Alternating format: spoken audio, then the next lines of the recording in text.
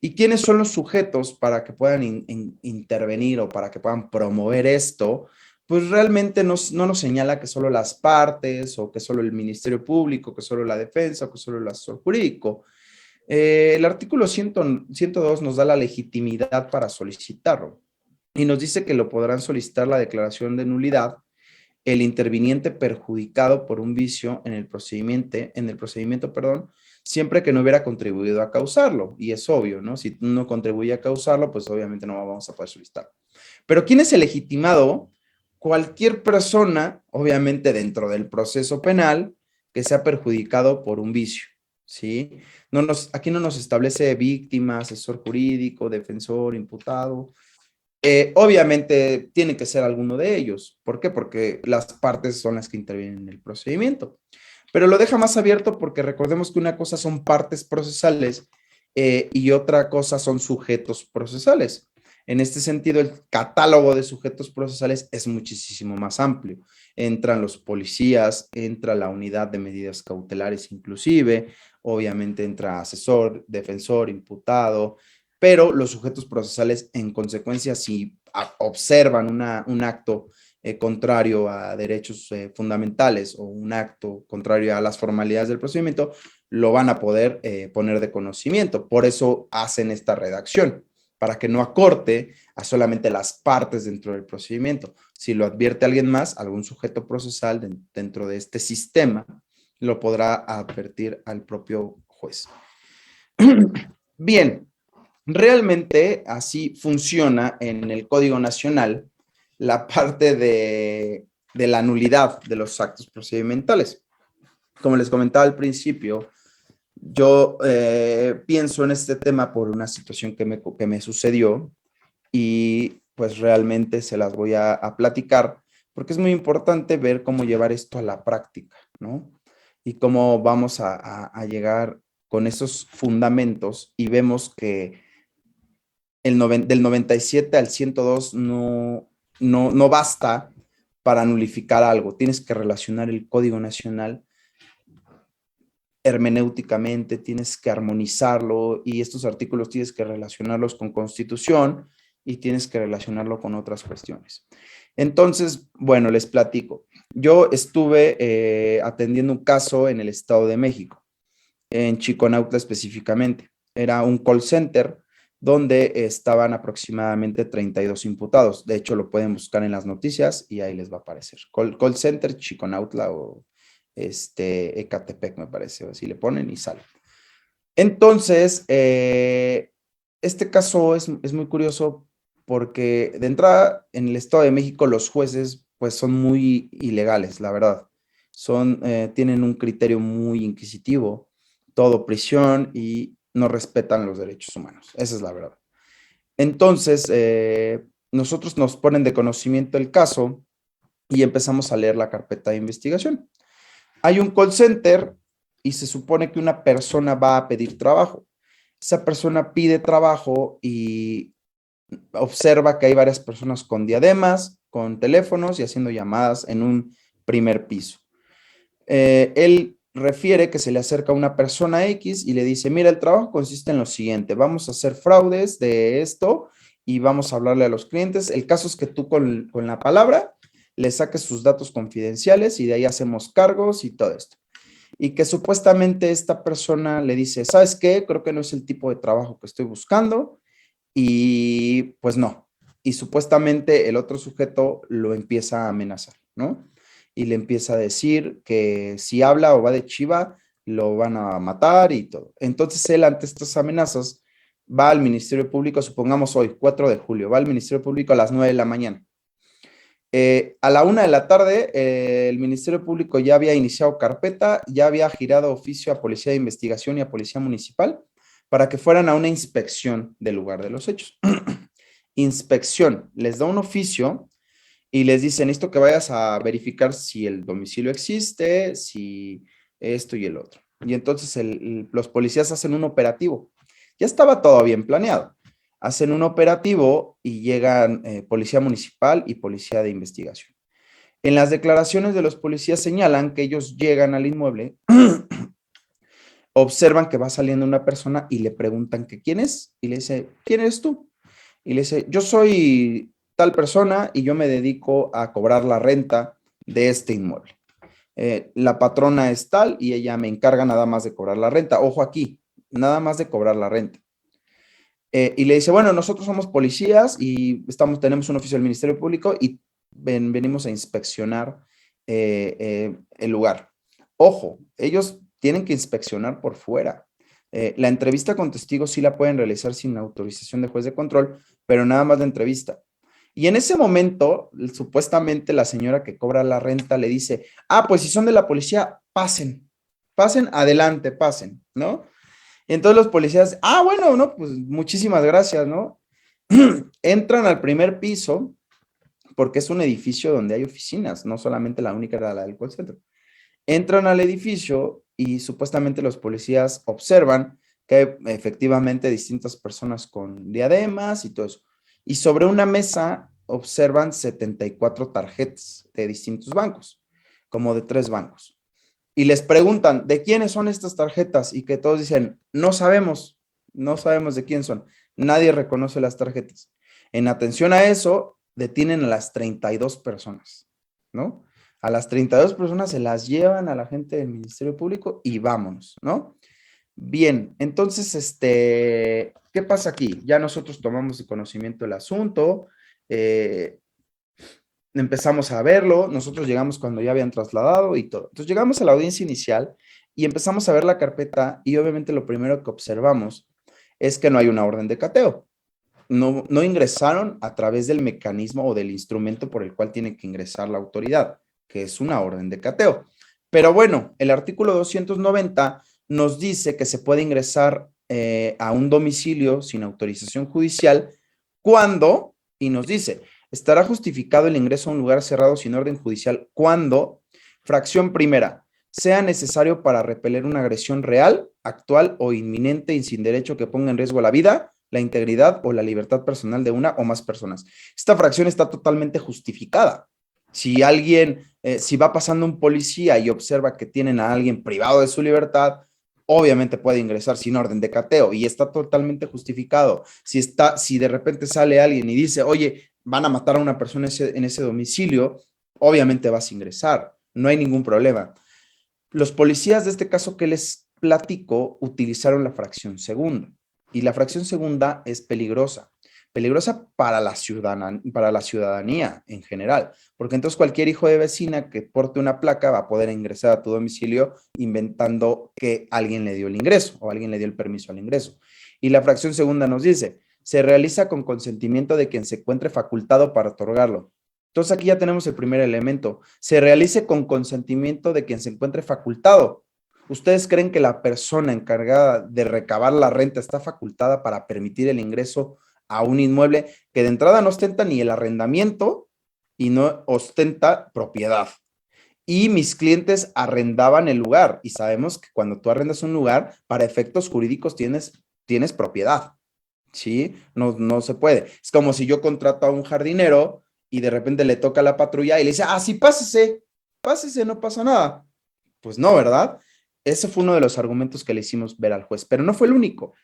Bien, nos dice que en los casos de la fracción segunda, la autoridad que practique el ingreso deberá informarlo dentro de los 5 días siguientes ante el órgano jurisdiccional. A dicha audiencia deberá asistir la persona que otorgó su consentimiento a efecto de ratificarla. Segundo elemento, obviamente esta fracción está totalmente redactada, está mal redactada y no tiene relación directa con la realidad, porque nos dice que en los casos de la fracción segunda, la autoridad que practica el ingreso deberá informarlo dentro de los 5 días siguientes. ¡Qué tontería! Si la audiencia se lleva 48 horas después de que fueron detenidos estas personas. Llegamos a la audiencia y entonces obviamente ya estaba informado el juez de que habían hecho un ingreso en el control de la detención sin autorización de orden de juez, ¿no? A una orden de cateo. Pero además el punto más importante es que a dicha audiencia debe asistir la persona que otorga el consentimiento. Y este fue el primer punto que atacamos en el control de la detención. Dijimos, su señoría, A ver, la persona primera no está facultada para permitir el ingreso porque es la persona que se encarga de recoger la renta. Segunda, ni siquiera tenemos la certeza de que sea la persona que se encargue de recoger la renta porque no hay ningún dato de prueba que acredite una relación laboral con la dueña. Y tercera, en esta audiencia ni siquiera está presente ella para ratificar ese ingreso y decir las causales por las cuales se permitió el ingreso, ¿no? Bien, pero además nos pide un tercer requisito. Los motivos que determinaron la inspección sin orden judicial constarán detalladamente en el acta que al efecto se levante. Entonces nos está diciendo que también se tiene que levantar un acta circunstanciada de este ingreso firmada, obviamente, por los policías que ingresaron al lugar sin orden de cateo. Y tampoco estaba. Entonces, los policías entran argumentando que alguien les dio la facultad de entrar, la persona nada más sobre una entrevista, no ratifica ante juez de control y tampoco hay acta circunstanciada. Y le dijimos al juez, señoría, no hay acta circunstanciada, la persona no está, o sea, era para que calificara de ilegal esa detención. El argumento que dijo fue, a ver, conforme al segundo párrafo del artículo 290 nos dice que la persona que tiene que ratificar tiene 5 días para presentarse ante mí. Entonces el juez lo que hizo fue dejar de lado el acta circunstanciada y que no estaba facultada para permitir el ingreso. Y dijo, tiene 5 días para presentarse ante mí. Y como todavía no pasan esos 5 días, voy a calificar de legal la detención. Yo dije, bueno, ok, va, no pasa nada. Ya obviamente fueron muchas horas de audiencia atacando ese punto y el juez, ese fue su argumento. Al final me dicen ustedes qué opinan. Bien, pedimos duplicidad y llegamos a la continuación de la audiencia. Y entonces yo lo que hice ahí fue solicitar un incidente de nulidad, lo que acabamos de platicar, ¿sí? Un incidente de nulidad en atención a lo siguiente. Ya no me fui a la detención si el ingreso al inmueble fue correcto o no correcto, que sí tiene que ver, pero yo ya me fui más directamente a la nulidad. Recuerdan que al principio les comenté que los policías encontraron 34 o 74 tarjetas. Fueron derivadas de un ingreso a un inmueble sin orden judicial, que puede ser ilícito. Se tendrían que nulificar también las tarjetas. Y ese es el objeto material del delito, porque los vincularon por posesión de esas tarjetas. Entonces, al inicio de la audiencia, desahogamos 2 medios de prueba que fueron a los policías remitentes, los tronamos, se pusieron a llorar, y entonces lo que agarré en ese momento fue, le dije, su señoría, solicito y quiero abrir un incidente de nulidad en este momento. Porque recordemos que se puede abrir en cualquier momento a partir de que hasta antes de que cierre la audiencia. El juez me dijo, ok, a ver, abogado, dígame su incidente de nulidad. Le dije, su señoría, conforme al artículo 290, podemos entender que está el ingreso de la autoridad, del ingreso a un lugar sin autorización judicial. La fiscalía pretende, y desde el control de la detención, pretendió acreditar la fracción segunda. Ya quedó establecido en la audiencia pasada de que la persona no estaba facultada para dar el ingreso. Ya quedó establecido que no existe un acta circunstanciada. El argumento que usted utilizó, así le dije, el argumento que usted utilizó es que la persona tenía 5 días para presentarse ante usted. 5 días que fenecieron el día de hoy. Como podemos observar, la persona no se encuentra en este recinto, no está. Por lo tanto, ya está yendo también en contra del párrafo segundo, donde tiene 5 días para presentarse ante usted. Por lo tanto, ese ingreso al inmueble de mis clientes es totalmente ilícito. ¿Y por qué? Porque está yendo en contra de la inviolabilidad del domicilio, 16 constitucional. Es inviolable nuestro domicilio y nuestro domicilio es inviolable. Y la única forma en que puede ingresar la autoridad es con una orden de cateo o con la fracción o con la hipótesis del 290 cuando lo hagan bien. Entonces yo le dije al juez que declarara una nulidad absoluta por haber realizado un acto contrario a derechos fundamentales, el cual no puede ser ni saneado, ni puede ser convalidado, porque fue directamente y ataca directamente el artículo 16 constitucional, inviolabilidad del domicilio. Y obviamente yo le dije que nulificara todo lo encontrado todo lo encontrado a consecuencia de ese ingreso al inmueble. Obviamente lo que yo pretendía nulificar eran las tarjetas y todo lo encontrado derivado de ese ingreso ilegal o ilícito más bien. Entonces yo le dije al juez, su señoría, en ese sentido ya pudimos establecer que fue un ingreso ilícito. Por lo tanto, solicito que las 74 tarjetas sean nulificadas, una nulificación absoluta, porque son una fuente directa de ese acto ilícito. Es decir, sin ese ingreso no hubieran podido encontrar esas tarjetas. Y hay un efecto corruptor directamente en esas tarjetas. Si nosotros lográbamos nulificar esas tarjetas, ustedes díganme cómo iba a vincular a proceso. Si los tenía que vincular por la posesión de esas tarjetas. Si nosotros poseemos tarjetas de otras personas que no son de nosotros, es un delito en el Estado de México. Entonces, si nosotros lográbamos nulificar esas tarjetas, no iba a tener elementos para vincular. Y además, esas tarjetas ya no iban a servir, si era una nulidad absoluta, para volver a ejercitar acción. Podrían volver a ejercitar acción, pero ya sin esas tarjetas. Y entonces ya como imputas esa conducta, ¿no? Es como si a mí me están imputando posesión de arma de fuego y nulificas el arma, ¿no? Entonces, pues ya, sería muy complicado. Bien, no les voy a hacer el cuento más largo. El juez se volvió a aventar unos choros mareadores. Se sacó una tesis donde la entendió al revés y inclusive lo denunciamos porque dijo que primero nos dijo que era jurisprudencia y era una tesis aislada. Segunda, nos dijo que esa tesis dice, la entendió súper raro él, dice que estará justificado el ingreso a un inmueble cuando se encuentra adentro flagrancia. Eso fue lo que dijo él.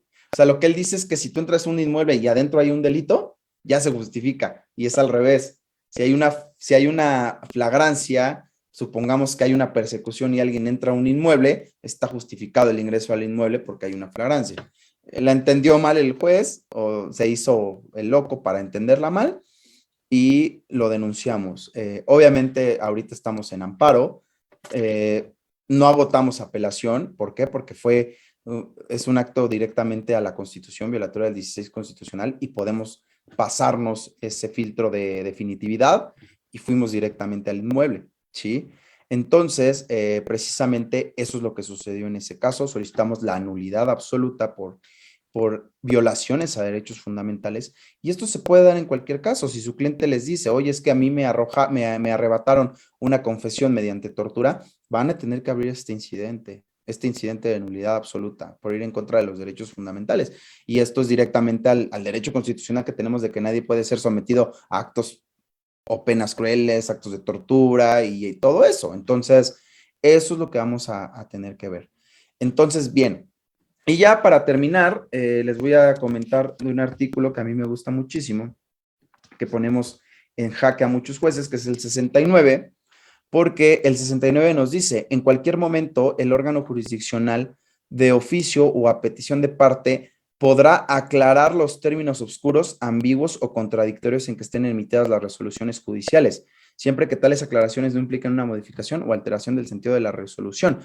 Y dice, en la misma audiencia, después de dictada la resolución y hasta entre los 3 días posteriores a la notificación, las partes podrán solicitar su aclaración, la cual si procede deberá efectuarse dentro de las 24 horas siguientes. La solicitud suspenderá el término para interponer los recursos que procedan. Este artículo es una maravilla, porque a mí me hacía enojar mucho que cuando tú dabas tu argumento, la contraparte daba su argumento y el juez estaba hablando y diciendo una sarta de tonterías, no lo puedes interrumpir, ¿no? No le puedes decir, es que yo no dije eso, o sea, ponga atención, no sea menso, yo dije esto, o no lo puedes parar.